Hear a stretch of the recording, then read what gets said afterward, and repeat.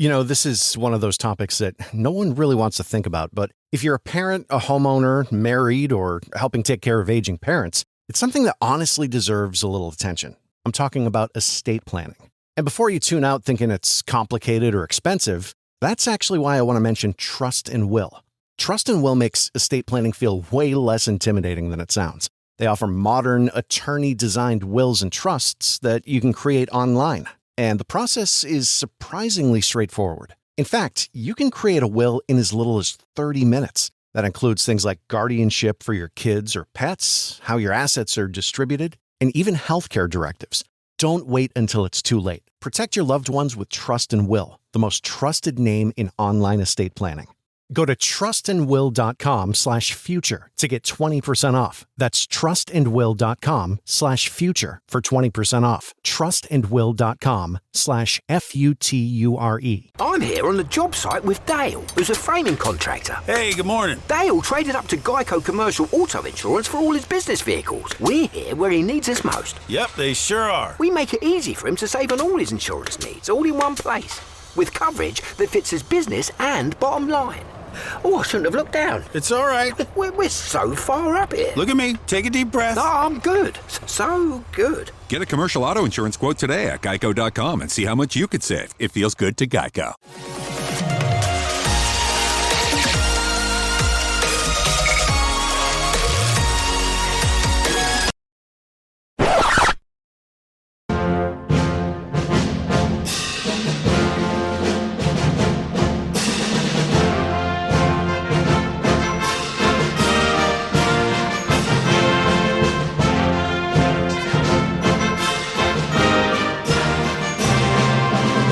And away we go.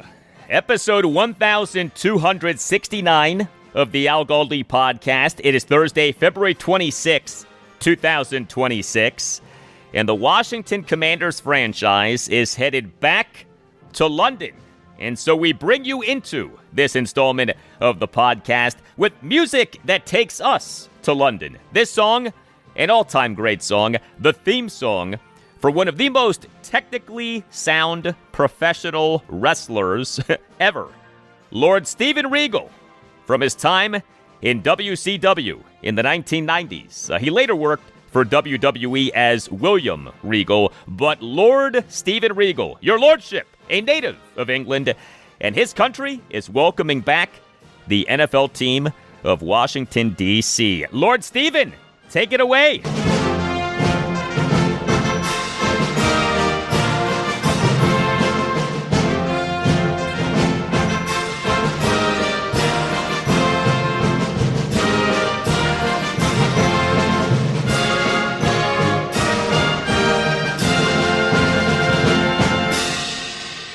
All right, thank you, your lordship. The NFL, it on Wednesday morning announced that the Commanders will be one of the participating teams for the 2026 NFL London Games. So the game is scheduled to be played at Tottenham Hotspur Stadium, the home of the NFL in the United Kingdom. And the Commanders for this game are considered the home team. So they are losing a game for Northwest Stadium.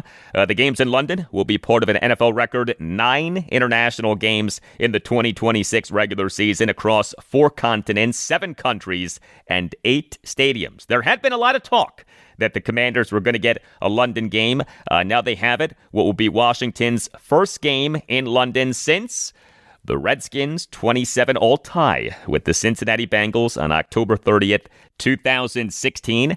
This will be Washington's 3rd all-time regular season international game, as we this past November 16th had the 16-13 overtime loss to the Miami Dolphins in Madrid. Now, what is worth wondering is this. The Commanders in the 2026 regular season also have a road game against the Jacksonville Jaguars, who play a lot of their games in London. Could it be that the NFL will have the Commanders host their game in London the week before or week after the Commanders play the Jags in London?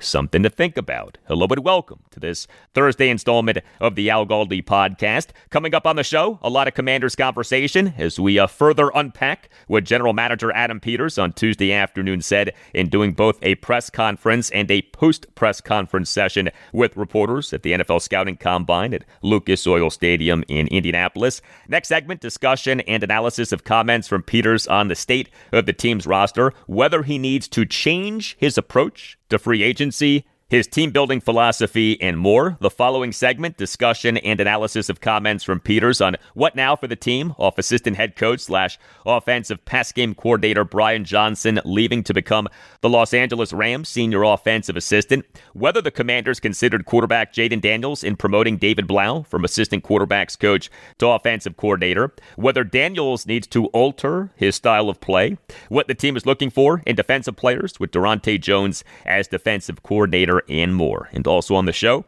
I'll talk Washington Capitals and college basketball. The Caps, they on Wednesday night began their post-Olympics break portion of the NHL's 2025-2026 regular season with a very nice win, a 3-1 win over the Philadelphia Flyers at Capital One Arena. And we in college basketball on Wednesday night had losses for Maryland and George Mason, but another win for Navy, which won its 12th consecutive game. You can hit me up on X at Al Galdi. You can email me, the Al Galdi podcast at yahoo.com. Email from Tommy on why the Commanders on January 6th parted with Cliff Kingsbury, off him having been the team's offensive coordinator for 2 seasons. Writes Tommy, "Hey Al, hope you're doing well. I haven't written in a while, but with the recent offensive staff turnover, I was thinking about something. There has been a lot of talk about how, when, and why Cliff got on the wrong side of AP's and Dan Quinn's plans. And now that Blough is here, there has been a lot of talk about more under center. I haven't really heard anyone point to the Chicago game as a turning point in the Cliff relationship. Have you? As you recall, the Commanders probably would have won if they hadn't fumbled late in the fourth quarter. They had a 78.4% chance of winning, according to ESPN, before that play. On the play, it was 3rd and 1 from the Bears' 40 with 3:10 remaining. The Bears only had 2 timeouts left, so here's what could have played out. Number 1, we don't fumble, but we force Chicago to use their second timeout before we punt or go for a 57-yard field goal to go up by 5. Number 2, we convert. Chicago has to use both timeouts to preserve clock, and we run the clock down to around 2 minutes, and again, either punt or go for the field goal with Chicago out of timeouts. Number 3, we convert and either get another first down to run out the clock and go into victory formation. 4, we convert and go on to score. Obviously, none of that happened. In the rain, Jayden bobbled a shotgun snap, tried to hand the ball off, but the exchange was botched from the jump. The rest is history. We could, of course, blame the defense for giving up the drive after the fumble, and we can, of course, expect Jayden to handle a shotgun snap. But I can't help but think that DQ and the team were angry that they essentially lost on a fumbled shotgun snap. I haven't seen anyone point to that Chicago game and the fumbled shotgun snap on 3rd and 1, up 2 with 3:10 remaining as the beginning of the end of the Cliff era in D.C. Curious if you have or what your thoughts are. Keep up the great work. Thank you for the email, Tommy. I have seen that game brought up some regarding where Cliff Kingsbury went wrong, but to Tommy's point, certainly not as much as the 31-0 loss at the Minnesota Vikings this past December 7th. The Minnesota game gets brought up the most by far. So 25-24 walk-off loss to the Chicago Bears at a rainy Northwest Stadium on Monday Night Football this past October 13th. That game, in a lot of ways, was the beginning of the end. The Commanders went into that game 3-2 in the NFL's 2025 regular season. That loss was the start of an 8-game losing streak. The Commanders in the game overcame a 13-0 second quarter deficit, but lost on a walk-off 38-yard field goal by kicker Jake Moody, who, of course, ended up being the Commanders' kicker later in the season. Did a nice job for the Commanders, so he is set to be a restricted free agent this offseason. Tommy outlined a lot of the particulars of the game-deciding play, the fourth quarter lost fumble by quarterback Jayden Daniels. The play happened out of the pistol, not the shotgun, but whatever. 3rd and 1 for the Commanders at the Bears 40 with 3:10 left in the fourth quarter, and the Commanders nursing a 24-22 lead. Daniels had a lost fumble on a botched pistol handoff to running back Ja'Cory Krosky-Merritt. The ball slipped out of Daniels' hands as he never quite had it, and the ball never was possessed by Krosky-Merritt. The fumble was recovered by defensive back Nashawn Wright. A killer play, no doubt. And this is one of the plays that people point to as reason for the Commanders needing to have Jayden Daniels under center more. That on a 3rd and 1, why have a called running play for a running back with him multiple yards behind the line of scrimmage instead of having the quarterback under center with the back closer to the line of scrimmage? And this complaining and critiquing, to me, does conveniently ignore some crucial things, including Jayden Daniels being in the pistol or shotgun, presenting him as a run threat via the possibility of a read option play. So the formation by itself gives the defense more to be thinking about. B, so much of the Commanders' great success in short yardage situations in the 2024 season came with Daniels being in the pistol or shotgun. So the complaining and critiquing of this play, to me, is part of the hypercriticism of our friend Cliff Kingsbury. Same thing with the loss at the Vikings. Running back Chris Rodriguez Jr. on the Commanders' first offensive drive of that game, 4 carries for 31 yards, giving the team a 2nd and goal at the 2. Now, Cliff Kingsbury then called 3 consecutive passing plays, each of which resulted in an incompletion. Yes, Kingsbury got away from the run when he shouldn't have, but also, yes, Jayden Daniels on the first of the plays had offensive tackle Brandon Coleman open, but didn't throw to him, and the last of the plays resulted in a drop by receiver Deebo Samuel Sr. People have, harpooned Kingsbury for the goal-to-go fail in that loss at the Vikings. We're talking about one sequence in a 17-game regular season. The overall body of work is what matters most. And, the Commanders, for their injury-ravaged 2025 regular season, were number 4 in the NFL in red zone touchdown scoring percentage. Yes, number 4. I would be very disappointed if the loss to the Bears and or the loss at the Vikings were driving forces for the Commanders parting with Cliff Kingsbury. You don't get rid of someone based on a few select questionable calls. But I don't think that Dan Quinn parted with Cliff Kingsbury based primarily on these calls or these games. The more that we get away from Quinn having parted with Kingsbury, and the more that I talk to and hear from a variety of people on the situation, the more that I believe that Quinn parting with Kingsbury was based on a variety of things, all of which are tied together. Number 1, a desire for more under center snaps for Jayden Daniels. Number 2, a desire for a better marrying of formations. A Washington Commanders analyst and former Washington Redskins tight end Logan Paulson talked about this with us on episode 1260 of this podcast. What an NFL offense ideally does is make its passing plays and running plays look similar from a formation standpoint so that defenses don't know what the offense is about to do. Dan Quinn wants to be better in this regard.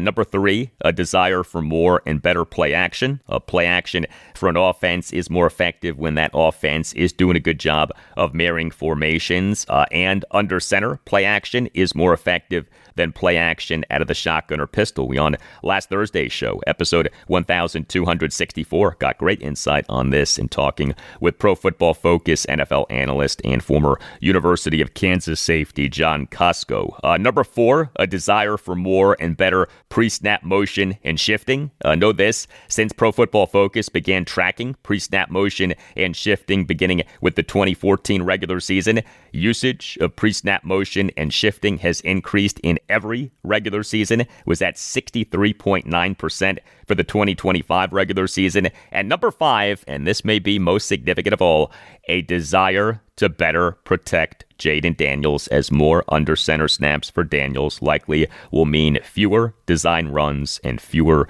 read option runs. I was a big fan of Cliff Kingsbury as Commanders offensive coordinator, but I am excited and intrigued by what David Blough is going to do as the team's offensive coordinator. And by the way, did you hear what Detroit Lions head coach Dan Campbell on Tuesday afternoon said during his press conference at the Combine? So part of the reason that the Commanders moved quickly to promote David Blough to offensive coordinator was that he was coveted by the Lions. During Campbell's press conference on Tuesday afternoon, had this back and forth between Commanders insider J.P. Finley of NBC4 and Campbell. Say it again. chance David Blough's getting in Washington? Getting in Washington? Call plays, OC for Blough. Just what do you think of him getting that up? Oh, God, yeah. I thought you were like, you didn't. Sorry. No, it's not you. It's not you. I love Blough. I mean, he was one of the guys that I wanted to bring in, and Coach Quinn and those guys went ahead and named him OC, which is smart by them. I think Blough is a young, rising coach in this league. I've been around him firsthand, and he's another one, man. He's sharp. He understands football and it's quarterback play. He knows the run game. And he's a detailed guy, and he's competitive, man. He's very competitive. So I think he's going to do a great job. So Dan Campbell confirming that the Lions had major interest in David Blough for their offensive coordinator vacancy. This is why I don't blame the Commanders for not waiting on Mike McDaniel. The Miami Dolphins on January 8th announced the firing of McDaniel as head coach.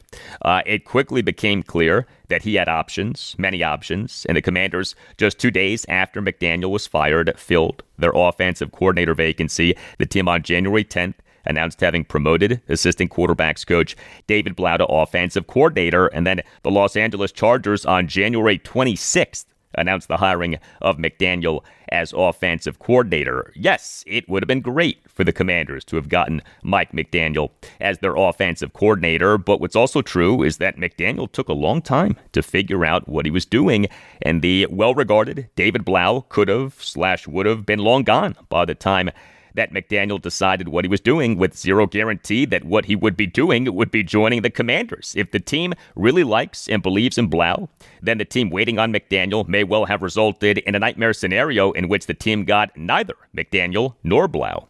Hey, please consider subscribing to the podcast if you're not already doing that. Subscribing to the podcast costs nothing. Make sure that you never miss an episode and helps out the podcast a lot. And if you're already subscribing, thank you. Big thanks to our sponsor, BetterHelp, for partnering with us for this important conversation about mental health. This is Steve Smith here, former NFL wide receiver and host of the 89 show on YouTube. So having a counselor and working with BetterHelp, that gives you an opportunity to really start to unpack. But people don't understand, when you unpack things, you also open up a box that you're not always sure what's inside. So I think that's why seeing a professional is extremely important. If you need someone to open up to, visit BetterHelp. That's betterhelp.com/89 to get started.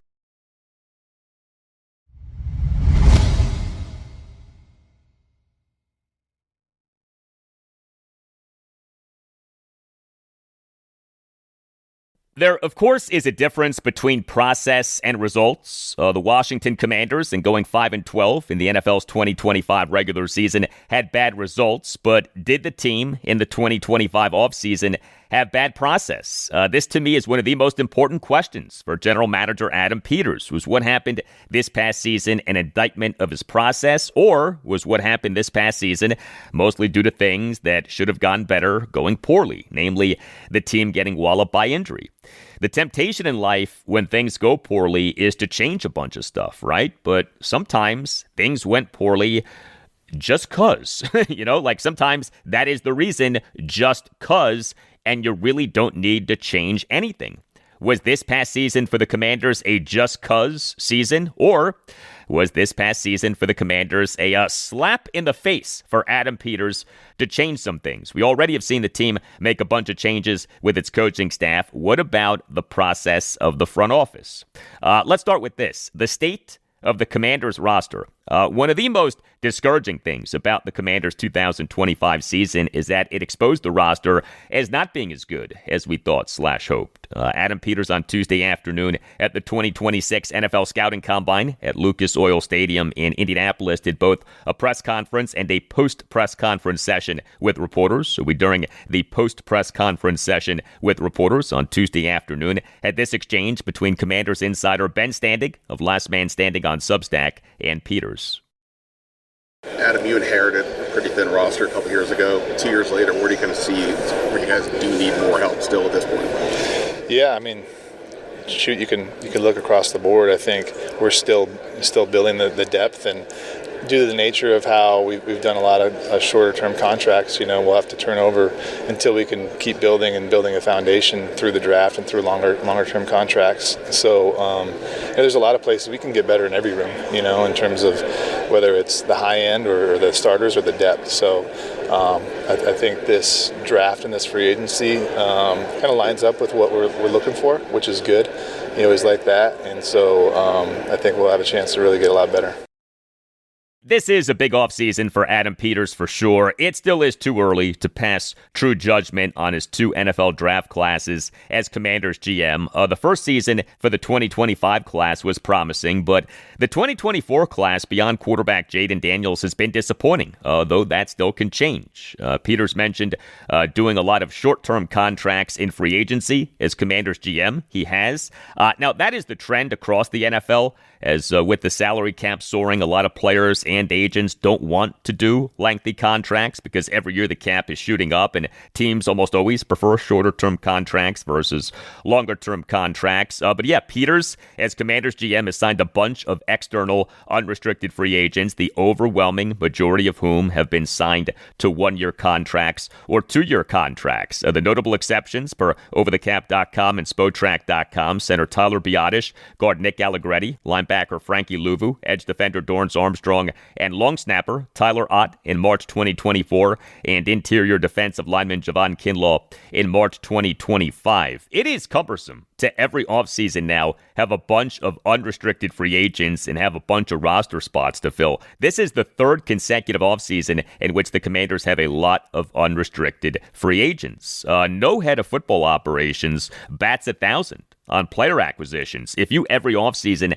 have to fill a bunch of roster spots, you inevitably are going to miss on at least some of those roster spots. Peters in the 2024 offseason had an extremely high hit rate in free agency. Peters in the 2025 offseason had a lower hit rate in free agency.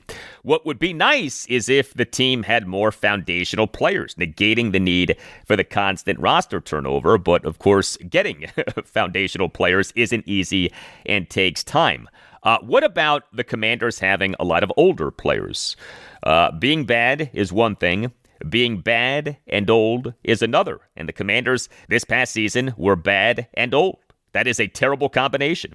The Commanders for the 2025 regular season had the highest average snap-weighted age in the NFL in terms of offensive and defensive snaps, 28.68. And by the way, the team also was old in its Renaissance 2024 season. The Commanders for the 2024 regular season had the 7th highest snap-weighted age in the NFL in terms of offensive and defensive snaps. We, during Adam Peters' post-press conference session with reporters on Tuesday afternoon, had this exchange between Ben Standig and Peters. You guys were the oldest team in the league last year. How important is it to get significantly younger, or do you still see that experience advantage being some sort of an edge for you guys? Yeah, I don't think that's going to be the driver of anything, Ben, in terms of what we're doing. Certainly, I said this at the end of the year, we're going to try to get younger and faster, and that's still going to be a goal. But there is a lot of value in having a good mix of youth and experience that's not lost on us. And certainly, if there's a tiebreaker, you want to try to get younger and faster, and usually there's a lot of things that go with that too. You lose some experience and leadership, but you also probably get a few things in other categories. So, but that was our goal, and still will be our goal. But we're not. Doesn't mean we're just going to go all young guys either. If there's good players that can help us that are a little older, then we'll certainly consider those guys too. All right, Adam Peters, quote, "We're going to try to get younger and faster," end quote. Hear, hear. Now, it is important to note that an NFL team being old doesn't mean that the team is bad. The Los Angeles Rams, who made the NFC Championship game this past postseason, they for the 2025 regular season were number 23 out of 32 NFL teams and lowest average snap-weighted age in terms of offensive and defensive snaps, 27.44. The Denver Broncos, who made the AFC Championship game this past postseason, they for the 2025 regular season were number 28 out of 32 NFL teams in lowest average snap-weighted age in terms of offensive and defensive snaps, 27.78. Age matters, but performance matters more. And so what about whether Adam Peters needs to alter anything with his free agency approach? During Peters' post-press conference session with reporters on Tuesday afternoon, had this exchange between Commanders insider J.P. Finley of NBC4 and Peters, and then we'll hear a follow-up exchange between Commanders insider John Keim of ESPN and Peters. Coming off a down season, how much, if at all, do you think you guys need to change your approach in free agency? Well, you always want to get better, so I don't know, changing your approach. I think your goal is to always, field the best team possible. So that's always going to be the goal. And so there's certain things you learn that you did well, certain things you learn that you didn't do well, and you just try not to do those things. And I mean, I don't know how many years I'm into it, but there's always things that I'm learning new that I'm screwing up and things that I can get better at, and that's all of us. But so changing the approach in terms of what our goal is, no, but changing, certain approaching things differently or learning the lessons from the previous years, always doing that. Are there any lessons in particular that you've learned that you applied to this year? Specifically, not off the top of my head. I think, you guys have asked me about, Terry's negotiation. We've covered that a little bit and trying to, I think we ended up in a good place and super, super happy we got there, but would have liked to get that done sooner. And that's a good lesson. But in terms of free agency and all that, I think the same principles apply, just, making sure you stick to those principles and making the best decisions for the team. And the harsh reality with NFL free agency now is that it ain't all that. NFL free agency classes more and more are underwhelming because more and more truly great players don't make it to free agency. They get franchise tagged and or get signed to contract extensions. NFL free agent classes in recent years have not been all that. Doesn't mean that there aren't good players in free agency, but it's important to look at guys who are allowed to become unrestricted free agents with your eyes wide open and with some skepticism. The first question that you should ask regarding a player in unrestricted free agency is, why did his team allow him to become an unrestricted free agent? And so what remains as true as ever is that the real value for NFL teams in free agency is in the cheap short-term contract, not in the big money contract for 3 or more years. And that is how Adam Peters, as Commanders GM, has behaved in free agency. And I don't have a problem with that general philosophy. I mean, that is the right philosophy. The key is the NFL draft. What almost certainly will make or break Peters as Commanders GM is whether he drafts well. And the results so far are mixed. I would say that Peters as Commanders GM so far has been pretty good at trades for players. I would say that he's 2-1 on trades for players. November 2024, the trade for cornerback Marshawn Lattimore, whiff. But March 2025, the trade for left tackle Laramie Tunsil, hit. March 2025, the trade for receiver Deebo Samuel Sr. hit. And keep in mind that the trade compensation for Deebo was a 5th-round pick in the 2025 NFL Draft to the San Francisco 49ers. So the 2025 5th-round pick that the Commanders traded to the Niners for Deebo was acquired in the trade for Marshawn Lattimore. The Commanders traded a 3rd-round pick in the 2025 NFL Draft, a 4th-round pick in the 2025 NFL Draft, and a 6th-round pick in the 2025 NFL Draft to the Saints for Lattimore, and a 5th-round pick in the 2025 NFL Draft. A philosophy regarding roster construction in the NFL is that a team should use the NFL Draft to address premium positions and should use free agency to address non-premium positions. The reasoning behind this is that teams don't usually let quality players at premium positions get to free agency. And if you, in an NFL draft, hit on a player at a premium position, you have that player on a rookie contract, making for especially great value. The premium positions are quarterback, receiver, offensive tackle, edge defender, and cornerback. The non-premium positions are interior offensive line, tight end, running back, interior defensive line, linebacker, safety, and all special teams positions. Now, The line between premium and non-premium positions has started to blur. We, in recent years, have seen increased value and increased money for interior defensive linemen. So you could argue that interior defensive line has become a premium position. Also, with how few cornerbacks travel with number one receivers these days, and with the idea that there no longer are shutdown cornerbacks, and with the volatility of cornerbacks in terms of performance, you could argue that cornerback no longer is a premium position. So there is a lot of nuance here, but a philosophy regarding roster construction in the NFL is that a team should use the NFL draft to address premium positions and should use free agency to address non-premium positions. We, during Adam Peters' post-press conference session with reporters on Tuesday afternoon, had this exchange between Commanders insider Nikki Javala of The Athletic and Peters. Adam, you inherited it. Are there certain positions that you prefer to acquire through free agency versus draft, be it because of cost, experience, whatever, and vice versa? Yeah, that's actually a really good question, Nikki, that kind of, you can go all over the place with that answer.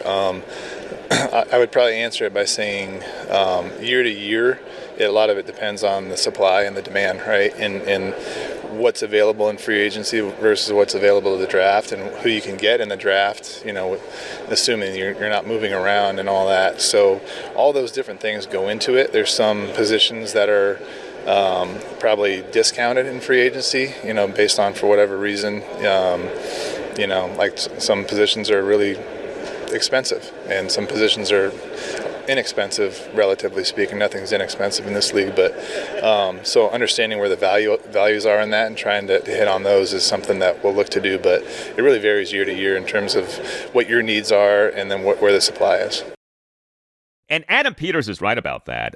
It is hard to have hard and fast rules with NFL free agency because there are examples of everything. I mean, the most premium position in the NFL is quarterback. The highest level for a quarterback is winning the Super Bowl. The Seattle Seahawks just won Super Bowl 60 with a quarterback in Sam Darnold, who they got how? Via unrestricted free agency last March. As for the Commanders, this past season getting ravaged by injury. During Adam Peters' post-press conference session with reporters on Tuesday afternoon, had this exchange between Commanders insider Tashawn Reed, formerly of the Washington Post, and Peters.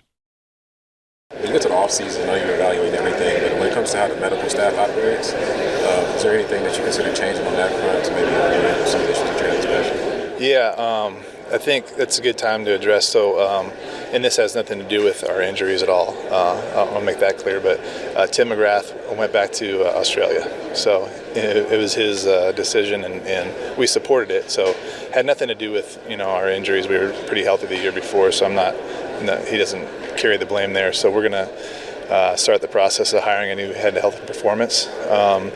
But I think to answer your question there, every year you look at it and you see, some injuries are not really preventable, right? They're just freak injuries. Some things are, you just have bad luck.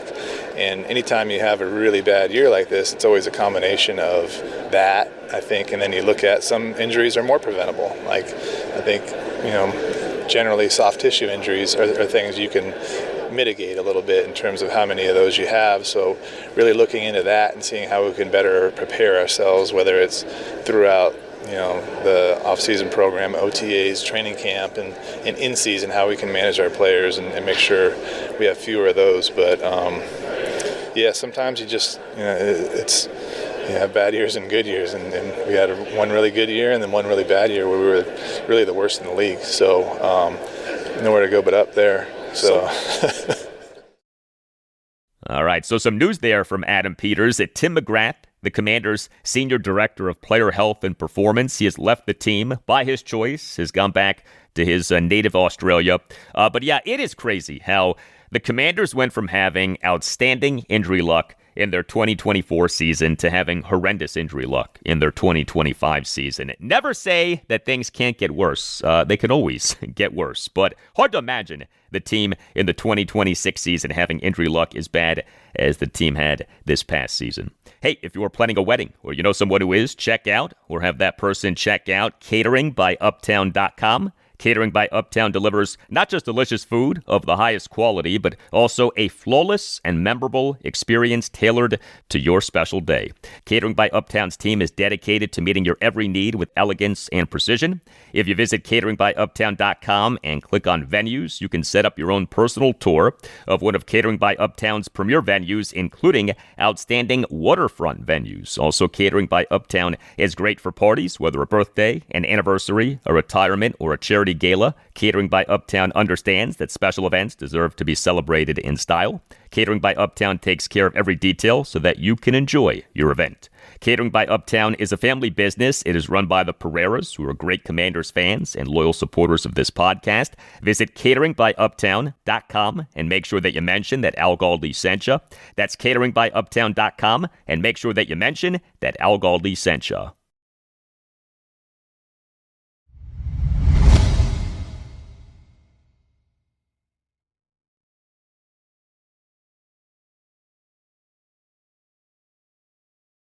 More now on the Washington Commanders off General Manager Adam Peters on Tuesday afternoon speaking to reporters at the 2026 NFL Scouting Combine at Lucas Oil Stadium in Indianapolis. Peters did both a press conference and a post-press conference session with reporters. Tuesday was the first day on which Peters had spoken publicly since he and head coach Dan Quinn did a joint season-ending press conference on January 5th. That was the day before the team parted with offensive coordinator Cliff Kingsbury, offensive line coach Bobby Johnson, and defensive coordinator Joe Witt Jr., igniting a revamping of the coaching staff off the team's disappointing 5-12 2025 regular season. The Commanders on January 10th announced having promoted assistant quarterbacks coach David Blough to offensive coordinator. The Commanders on January 30th announced having hired Minnesota Vikings defensive passing game coordinator / defensive backs coach Daronte Jones as defensive coordinator, and there have been plenty of other changes with the coaching staff. Heck, we just this week learned of more change. The Los Angeles Rams on Monday afternoon announced their 2026 coaching staff. It includes Brian Johnson, who spent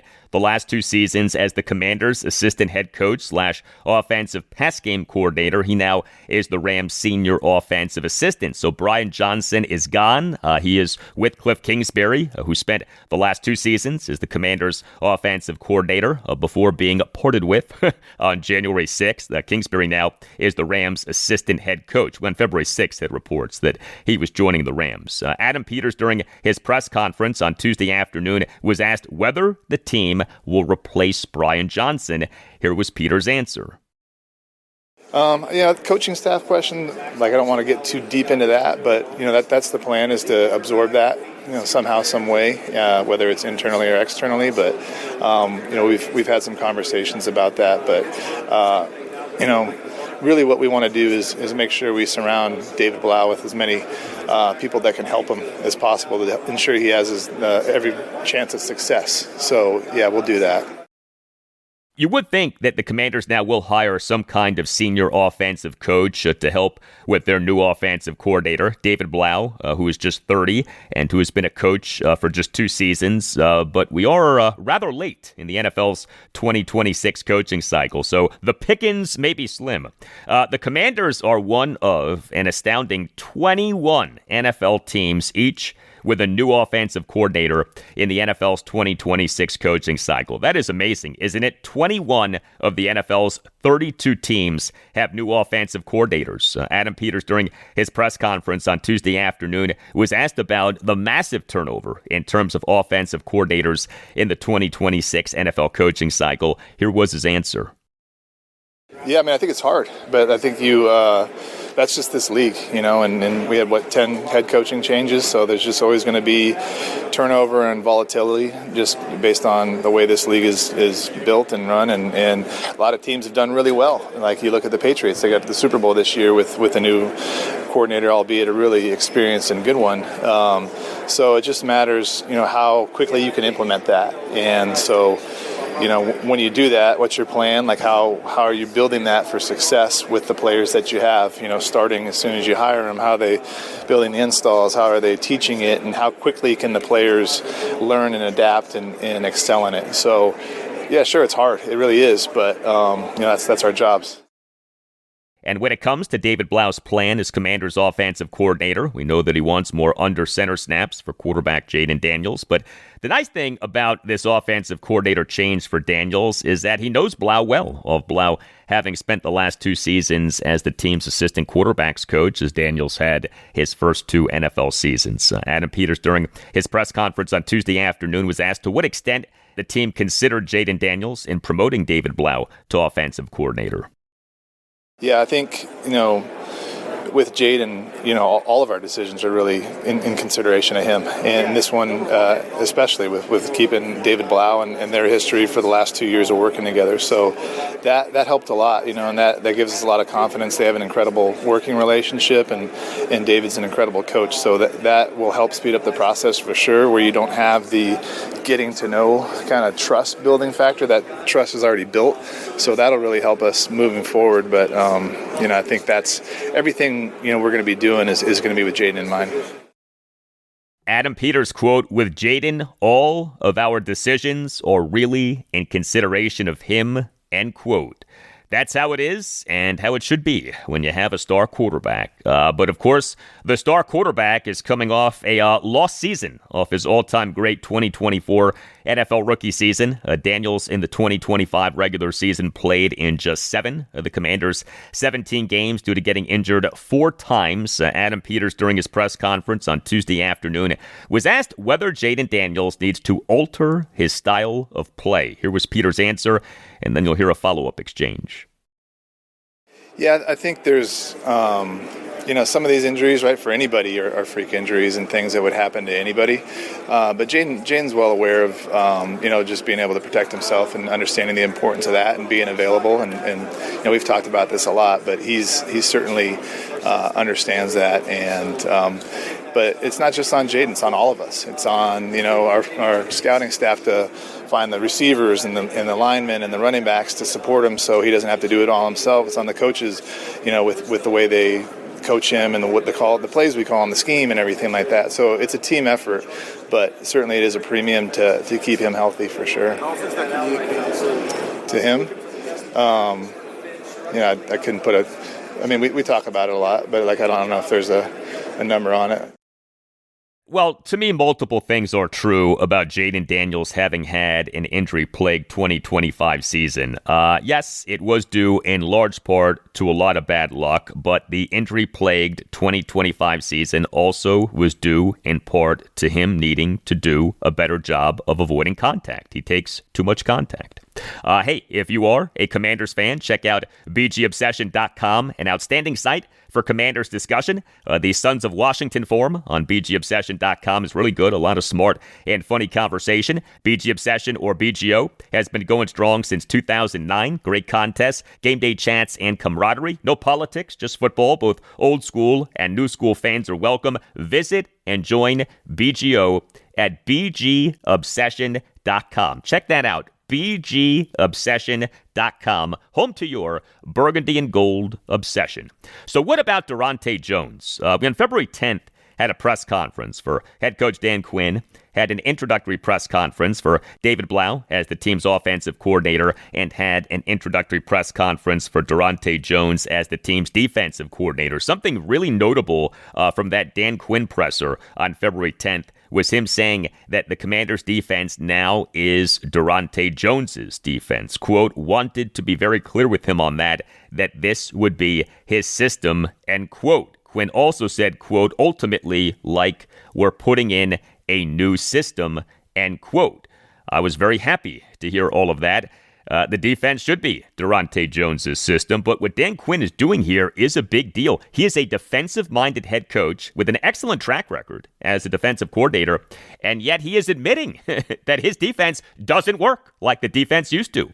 This was Adam Peters during his press conference on Tuesday afternoon on the challenge of going from the team's defensive system with Joe Witt as defensive coordinator to now the team's defensive system with Daronte Jones as defensive coordinator. It's going to be a little bit different in terms of the players we're looking at and looking for and what we're looking for in those players. a couple weeks ago, after we hired Daronte, and both him and David did an incredible job for us. They presented to the whole football staff, their vision for offense and defense. So David went first and talked about offense, our vision, our scheme, and then got into the particular players and what we're looking for in those particular players. And they painted a great picture for us. And Daronte did the same. And it was really super impressive. First of all, those guys are both really, really smart and really, I'm really excited about them. But Daronte did a great job of painting the picture of what we're looking at in this and how the front's multiple, so it doesn't have to be, it's not just super specific, but if a guy can do multiple things, then, the versatility is probably more of a premium now. But in terms of that, they've done an incredible job painting the picture for us and giving an idea of what we need to go do to help them find those players. So, and then now that's our job to go find them.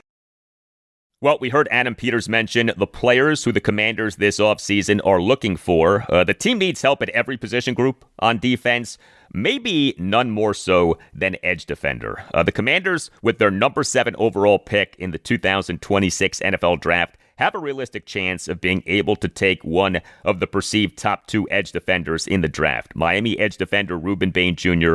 and Texas Tech edge defender David Bailey. A knock on Bain is that he has short arms. Adam Peters, during his press conference on Tuesday afternoon, was asked a 2-part question about evaluating edge defenders. A, what are the main traits that Peters looks for in edge defenders? B, how important to Peters is an edge defender having long arms? Here was Peters' answer. Answer the first question, evaluating the edge, just guys that, fit your scheme and your profile. And we have a new scheme this year with Daronte. And so, but I think a lot of that stuff carries over. If you're a really good pass rusher, you're always going to, pass rush is going to weigh more than run defense, especially the way this league is. But, ideally you want Myles Garrett. That's who you want, but there's only one of those guys walking on the face of the earth. So, but a lot of those same traits, right? And, long, fast, explosive, can turn the corner, can finish, all those things. In terms of guys with shorter arms, and there's a few in this draft that are really, really good players, it's, arm length is, I can go into days on this arm length thing, because every time you measure somebody's arm, it could be 30, 31, 32, 33, just depending on who measures it. So you get a pretty good idea of how long their arms are with that, but you really, how well they play with whatever length they have.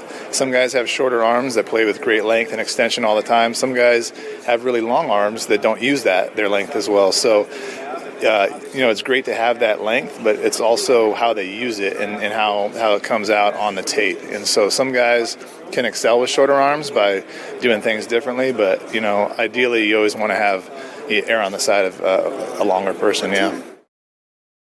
Okay, so 2 things from Adam Peters there that especially stood out to me. The first thing was that Peters said what we have said on this podcast plenty of times: pass defense matters more than run defense. Quote, pass rush is going to weigh more than run defense, especially the way this league is, end quote. Did you catch that from Peters? Pass rush is going to weigh more than run defense, especially the way this league is, but... Yeah, good for Adam Peters for saying that. Quote, pass rush is going to weigh more than run defense, especially the way this league is, end quote. That is a truth about defense in the modern NFL. Run defense matters, but it doesn't matter nearly as much as pass defense. And also from Peters was him indicating that he does not put a ton of stock in arm length for an edge defender. Look, ideally, yes, an edge defender has freakishly long arms, a la the Cleveland Browns' Myles Garrett, but former Indianapolis Colts edge defender Dwight Freeney famously had short arms, and he is one of the best edge defenders in NFL history. And also from Adam Peters on Tuesday afternoon was him confirming the departure of Tim Gribble. We on January 24th had reports that Commanders Director of College Scouting Tim Gribble was joining the Pittsburgh Steelers. Tim Gribble joined the Redskins in 2002.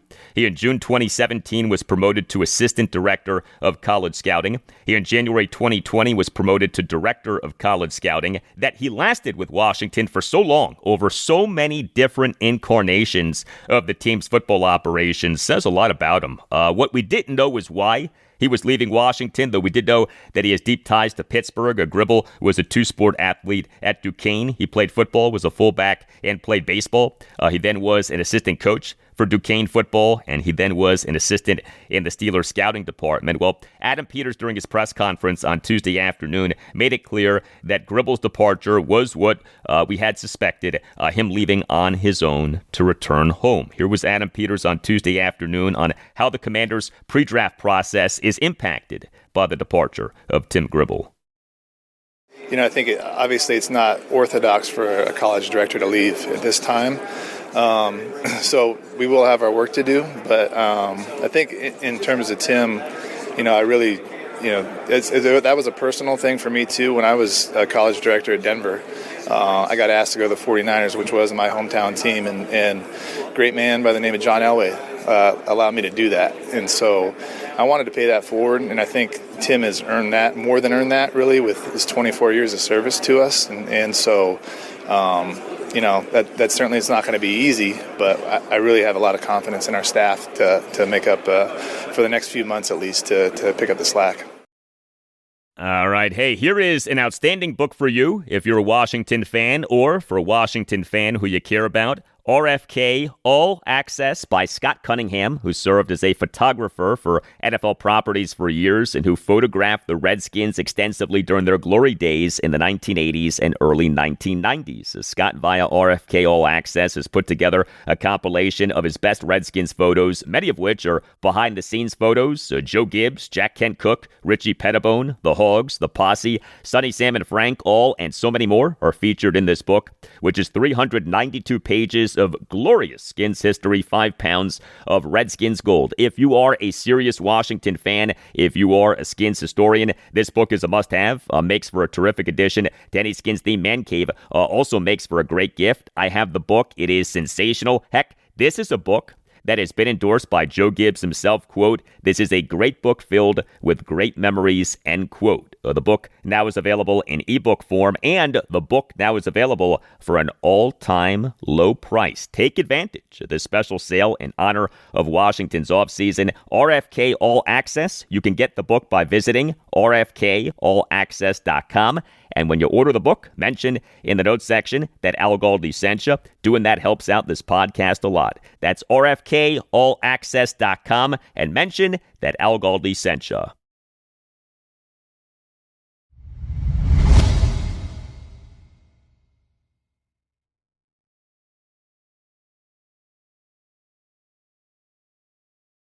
Well, the Washington Capitals on Wednesday night began their post-Olympics break portion of the NHL's 2025-2026 regular season, and the Caps did so with a win, a 3-1 win over the Philadelphia Flyers at Capital One Arena to improve to 30-23-7, good for 67 points and fourth place in the 8-team Metropolitan Division, 6 points ahead of the Flyers. So the Caps now are 5-1-0 over their last 6 games. So the Caps won this game despite being without multiple key guys. Winger Tom Wilson was not available due to illness, and defenseman John Carlson did not play due to a lower body injury. However, back for the Caps was forward Connor McMichael. He served as their second-line left wing, returned from a 4-game absence caused by an upper body injury. The Caps on Wednesday activated McMichael from injured reserve. He had been on that since January 31st. The corresponding roster move, by the way, was the Caps designating winger Sonny Milano for waivers. Also, the Caps goaltending situation finally is back to normal. The Caps' number 1 goaltender, Logan Thompson, he was their starting goaltender for a second consecutive game of having missed 4 consecutive games due to an upper body injury, and he was very good. He stopped 23 of the 24 shots on goal that he faced as the Caps went 2 for 2 on the penalty kill. And the Caps' number 2 goaltender, Charlie Lindgren, he was available, of having not been available for 4 consecutive games due to a lower body injury. The Caps this past Monday morning announced having activated Lindgren off injured reserve. He had been on that since January 31st. The Caps, in this win over the Flyers on Wednesday night, won the puck possession battle. The Caps had 29 shots on goal to the Flyers' 24, and per natural stat trick had 58 5-on-5 shot attempts to the Flyers' 47, though each team per natural stat trick had 13 5-on-5 high-danger shot attempts. So the Caps' first 2 goals of the game came from defensemen, 2 unlikely defensemen in Rasmus Sandin Sandin and Trevor Van Riemsdyk. Rasmus Sandin scored an even-strength goal 13:52 into the second period for his third goal in this regular season, and Trevor Van Riemsdyk scored an even-strength goal 14:08 into the third period for his second goal in this regular season. As you may recall, Peter Hassett, co-founder of the great cap site Russian Machine Never Breaks, he on Tuesday's show, episode 1267, said that Trevor Van Riemsdyk needs to be better. Well, Trevor must have been listening.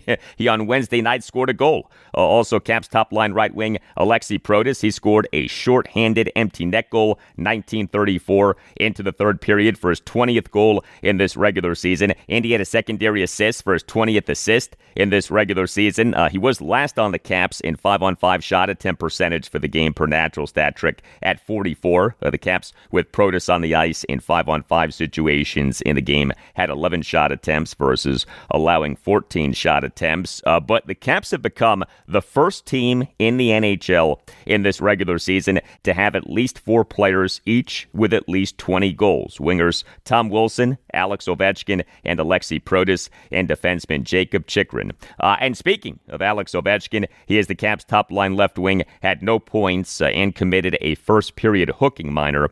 He had 3 shots on goal. The Caps went 0 for 1 on the power play. The Caps, for this win over the Flyers on Wednesday night, had just one healthy scratch, defenseman Dylan McIlrath. But this was a good win for the Caps. The first exchange of the post-game press conference of Caps head coach Spencer Carberry on Wednesday night was this exchange between Caps insider Mike Vogel of WashingtonCaps.com and Carberry, and then you'll hear a follow-up back and forth between Caps insider Tarek El-Bashir of Monumental Sports Network and Carberry.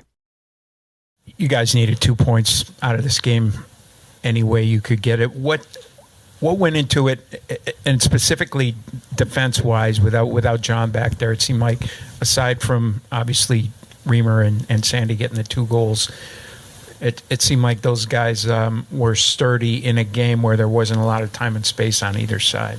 Yeah, I would agree with that. I thought our D-corps did a good job, and there was a little bit of rust. We put them in some tough spots with some puck play that ends up turning over, and those are quick transition pucks that put the D in a tough spot. But I thought overall our D did a real good job of not only handling the rush, but just down low. There was a significant amount of play down there, and so closes, being able to cut the back of the net, box outs, winning battles down in those corners. I felt like there was a lot of those tonight, and I thought our guys did a good job of that.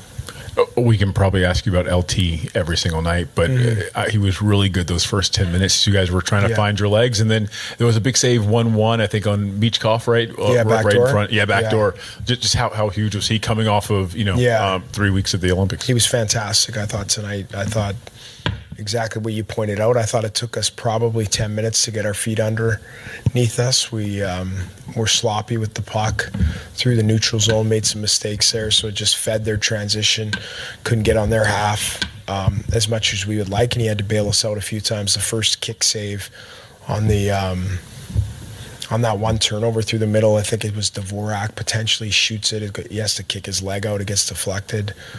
And then the backdoor save, I mean, you could argue that's the difference in the hockey game, right? We give up the early goal, we make a mistake there, turn it over first shift of the third period, so we give them right back into the game, and they could easily go up 2-1 there, and now your head is spinning because you just went into the third period with a 1-0 lead, now you're down 2-1, so that save, that's a difference-making save, which, he was sharp tonight.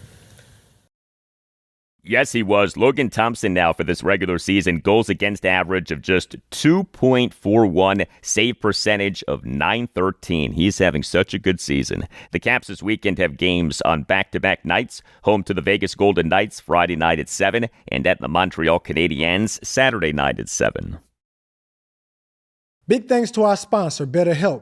for partnering with us for this important conversation about mental health. This is Steve Smith here, former NFL wide receiver and host of the 89 show on YouTube. So having a counselor and working with BetterHelp, that gives you an opportunity to really start to unpack. But people don't understand, when you unpack things, you also open up a box that you're not always sure what's inside. So I think that's why seeing a professional is extremely important. If you need someone to open up to, visit BetterHelp. That's betterhelp.com/89 to get started.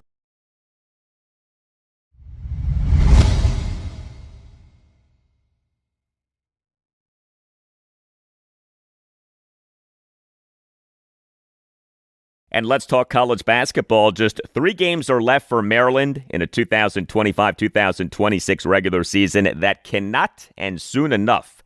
The Terrapins fell to 11-17 overall, including 4-13 in the Big Ten, with a 74-61 loss at number 12 Nebraska on Wednesday night. Yeah, Nebraska is number 12 in the latest Associated Press Top 25 poll, which came out this past Monday afternoon. Nebraska is number 12 in the country, and Maryland is 4-13 in the Big Ten.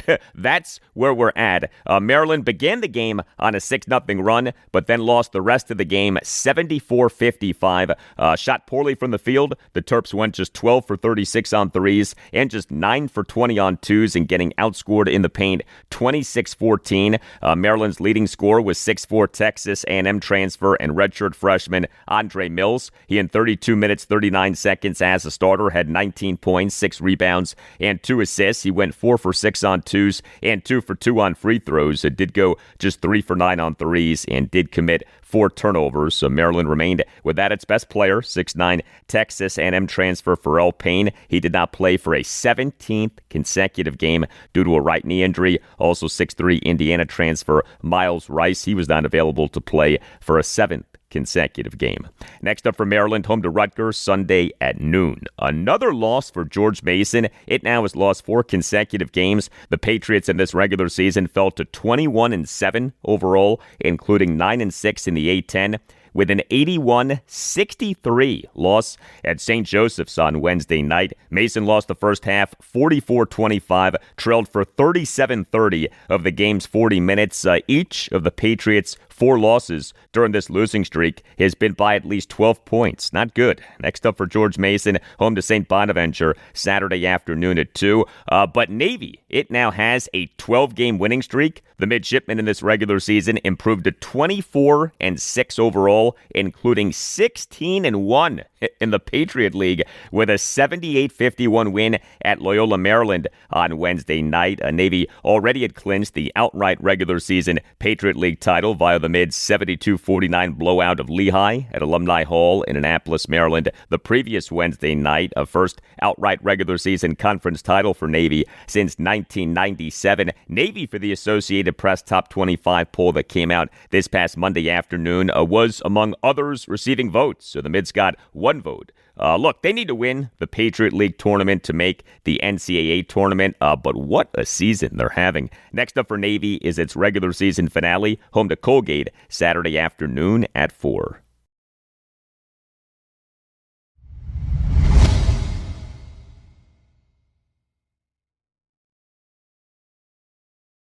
And that'll do it for you and me for now. Keep the feedback coming. You can hit me up on X at Al Galdi. You can email me the Al Galdi podcast at yahoo.com. Friday show, episode 1270. We'll have much more on the Washington Commanders. Also on Friday's show, I'll talk Washington Wizards. They are at the Atlanta Hawks Thursday night at 7:30. Have a great rest of your Thursday, and I'll talk to you on Friday.